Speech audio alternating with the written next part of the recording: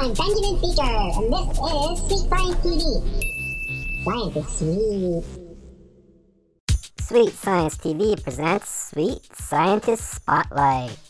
Charles Darwin.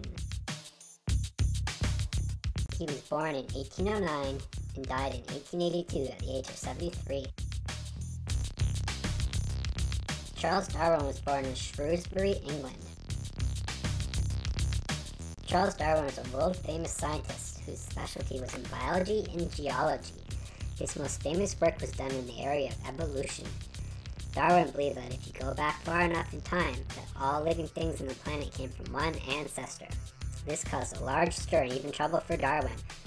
The idea that people are actually related to monkeys or lizards was insane. Darwin showed all the information he had gathered over the years from his journal. He stopped in many places including Africa, Brazil, Chile, and the Galapagos Islands. He displayed this information in his now famous book called On the Origin of Species. Darwin said that living things that were best equipped for their survival in their environment would survive. The ones that didn't have the best tools for their environment would die. Therefore, the genes of the best equipped would be passed on to the future of the species.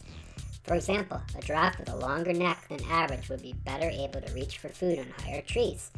This would give it an advantage compared to a shorter necked giraffe. This advantage would be passed on to the offspring, and the shorter necked giraffe gene would eventually disappear because he would be eating less and eventually would all starve.